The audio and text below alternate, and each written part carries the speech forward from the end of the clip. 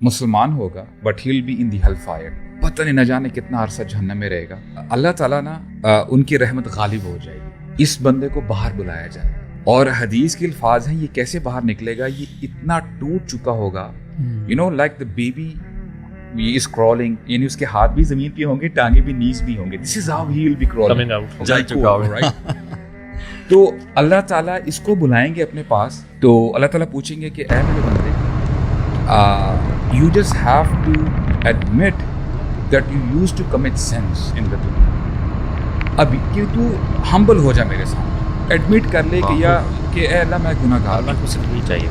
You know پھر یہ بندہ کیا سوچے گا کہ اگر میں نے دوبارہ کہہ دی نا کہ میں گناہ گار ہوں, میں نے یہ گناہ کیے ہیں, مجھے دوبارہ جہنم میں ڈال دیجیے گا, یا اللہ میں نے کوئی گناہ نہیں کیے, میں پاک صاف ہوں.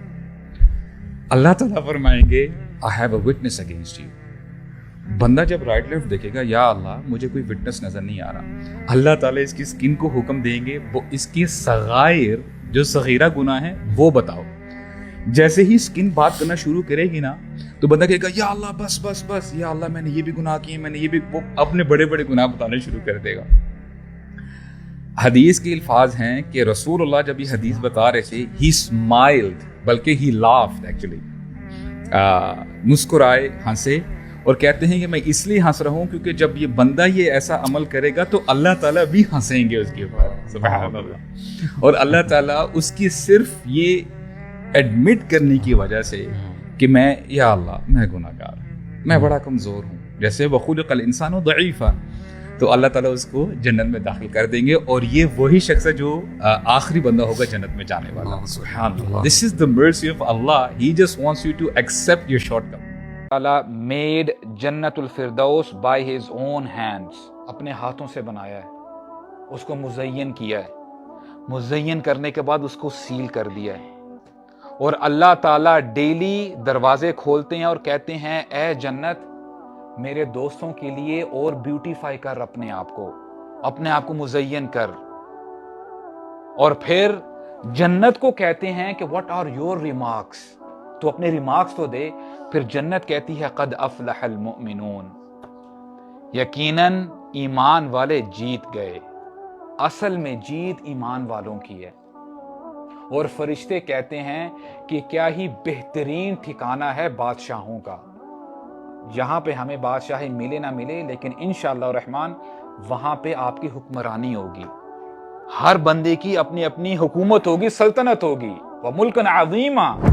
حدیث میں ہمیں بتایا جاتا ہے کہ من کان آخر کلامہ لا الہ الا اللہ دخل الجنہ, کہ جس شخص کے آخری کلمات, آخری سٹیٹمنٹ لا الہ الا اللہ ہوگی, دخل الجنہ, وہ جنت میں داخل ہو جائے گا. جنرلی اس کی یہ ٹرانسلیشن ہم کرتے ہیں. This translation is wrong.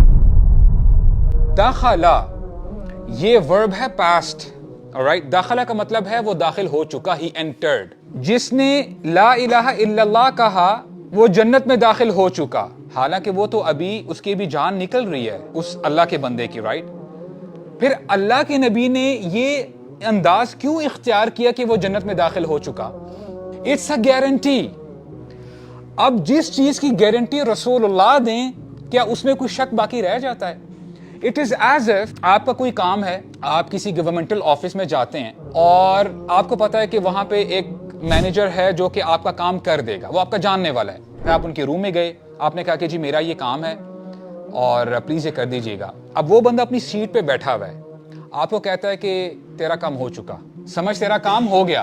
حالانکہ آپ نے دیکھا نہ وہ اپنی سیٹ سے اٹھائے, نہ اس نے کسی کو کال کی ہے, لیکن آپ کو تسلی ہو جاتی ہے کہ میرا کام ہو جائے گا.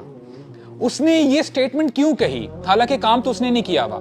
وہ یہ کہنا چاہتا ہے کہ یہ میرے بائیں ہاتھ کا کھیل ہے, کوئی مسئلہ ہی نہیں ہے, تیرا کام ہو چکا, ابھی تو گھر چلا جا.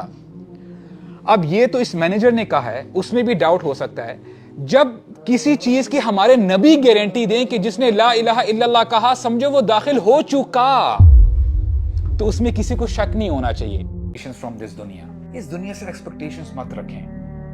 ہم الحمدللہ for those of you know ہمارے بائکنگ ٹرپس جاتے ہیں. ابھی انشاءاللہ جب یہ ذرا بارشیں کم ہو جائیں گی, ہمارا پھر جو ہے سالانہ جو ٹرپ ہوتا ہے 7-8 دنوں کا وہ جاتا ہے.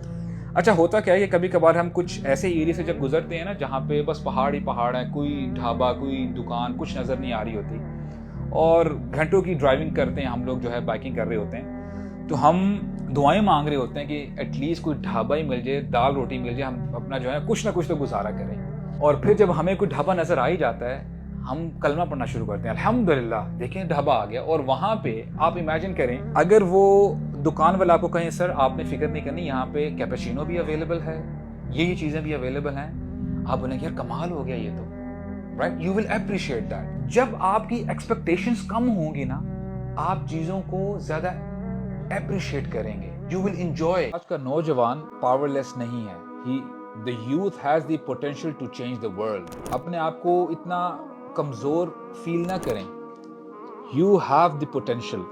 اللہ تعالیٰ یہاں پہ تسلی دیتے ہیں کہ اے مسلمان, اے نوجوان, اگر تم اس صراط مستقیم پہ چلنے کی کوشش کرتے ہو نا, if no one is appreciating you, I will appreciate you. اور جیسے میں تجھے اپریشیٹ کروں گا اس جیسا کوئی کر ہی نہیں سکتا. اور جو نعمتیں میں نے تیار کر کے رکھی ہوئی ہیں تیرے لیے تجھے کیا پتا. اللہ کے نبی فرماتے ہیں فیہا ما لا عین راعت ولا اذن سمعت وما خطر علی قلب بشر, کہ جنت ایسی ہے جو اللہ تعالیٰ نے مومنوں کے لیے تیار کی ہوئی ہے کہ کسی آنکھ نے دیکھا نہیں, کان نے سنا نہیں, اور کبھی کسی بندے کے دل کے اوپر گزر ہی نہیں سکتا, وہ خیال تک نہیں کر سکتا کہ جنت کتنی خوبصورت ہے. اس کے لیے جو اپنی اصلاح کرنا چاہتا ہے وہ شخص جو مربی بھی بن سکتا ہے یا معلم بھی بن سکتا ہے اور لوگوں کے لیے خیر کا باعث بن سکتا ہے, اس کے لیے لازم ہے کہ قرآن کو ایسے پڑھے کہ قرآن مجید اس کو آج کی ڈیٹ میں ہدایت دے رہا ہے اس روشنی میں, کیونکہ وہ بندہ فائدہ نہیں اٹھا سکے گا قرآن مجید سے جو محض یہ سمجھتا ہے کہ قرآن مجید پرانے قصے کہانیاں کی کتاب ہے. اچھا یہ آیات اگر غزوہ احد کے متعلق ہیں تو وہ تو 1400 سال پہلے ہو چکی ہے, اور آپ یا وہ بندہ بڑی جلدی سے وہ آیات پڑھ کے آگے نکل جاتا ہے. اسی طرح غزوہ خندق ہے, اسی طرح غزوہ بدر ہے, وغیرہ وغیرہ, جو بھی آپ کو نریشنز یا کوئی آیات یا کوئی آپ کو ایسے واقعات ملتے ہیں, you have to have that eye with which you can search the guidance for you, کہ آپ کے لیے اس میں کہاں پہ ہدایت ہے, آپ کے لیے رہنمائی کہاں پہ ہے. اگر تم واقعی اللہ تعالیٰ پہ بھروسہ کرو جیسے بھروسہ کرنے کا حق ہے تو اللہ تعالیٰ تمہیں بھی ویسے ہی رزق دیں گے جیسے اللہ تعالیٰ پرندوں کو رزق دیتے ہیں.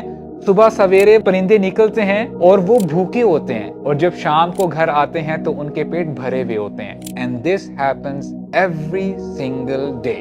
ان کو پتہ نہیں ہوتا کہ آج ہمارا رزق کہاں پہ لکھا ہوا ہے. کیا پرندے اپنے گھونسلوں میں رہتے ہیں؟ نہیں, وہ محنت کرتے ہیں, وہ نکلتے ہیں اپنے گھروں سے. اب یہ اللہ کے نبی کا وعدہ ہے, اور یہ بات بھی جان لیں اللہ تعالیٰ کو آزمایا نہیں جاتا, اللہ تعالیٰ پہ بھروسہ کیا جاتا ہے کہ اللہ میں یہاں پہ بھروسہ کرتا ہوں. اور اللہ تعالیٰ پر بھروسہ اپنا بڑھانے کے لیے انسان کو چاہیے اللہ تعالیٰ پہ یقین لے کے آئے, اور یہ دونوں چیزیں نا ایک دوسرے کو ہیلپ کرتی ہیں. جتنا بندے کے اندر توکل پیدا ہوگا اتنا ہی بندے کے اندر یقین پیدا ہوگا, اتنی ہی اس کے اندر استقامت آ جائے گی. چاہے جیسے مرضی حالات ہو سکتا ہے کہ اس کو ایسا کوئی چیز نظر نہیں آ رہی, لیکن اس وقت بھی اللہ تعالیٰ کی حمد بیان کرے گا. وہ کہے گا الحمدللہ, ایک میرا پلان ہے, میں اپنے پلان کے مطابق محنت کر رہا ہوں, لیکن اگر اللہ تعالیٰ نے نہیں لکھا ہوا الحمدللہ علی کل حال. اللہ تعالیٰ کو ایسے بندے بہت پسند ہیں. اللہ کے نبی نے فرمایا کہ اگر تم واقعی اللہ تعالیٰ پہ بھروسہ کرو جیسے بھروسہ کرنے کا حق ہے تو اللہ تعالیٰ تمہیں بھی ویسے ہی رزق دیں گے جیسے اللہ تعالیٰ جو اپنی زندگی کو بہتر بنانا چاہتا ہے. اے وہ شخص جو گناہوں کی زندگی کو چھوڑنا چاہتا ہے, اٹس اباؤٹ ٹائم. بجائے اس کے کہ وہ شخص باہر دیکھے, دوسروں کی طرف دیکھے, اس کو چاہیے کہ اپنے دل کی طرف دیکھے کہ اس کے دل کی کیا حالت ہے. اس وقت جب دنیاوی معاملات ہوتے ہیں, کوئی ہمیں ایسی چیز بتائی جاتی ہے کہ وہ جھوٹا ہے یا وہ مکار ہے, تو ہم امیڈیٹلی دوسروں کو اپنے ذہن میں لے کے آ جاتے ہیں, اچھا وہ میرا جو دوست تھا, وہ جو میرا کولیگ ہے, وہ جو میرے گھر والے ہیں, وہ بھی ایسے ہی ہیں. بندہ اپنے آپ کو سبٹریکٹ کر دیتا ہے, مائنس کر دیتا ہے. So it's about time we start reflecting. ہم جو ہے ریفلیکٹ کریں, کانٹمپلیٹ کریں, اپنے دلوں کی طرف جھانکیں, اور اگر کہیں سدھار ہے تو وہاں پہ ہم اس کو مزید سدھارنے کی کوشش کریں.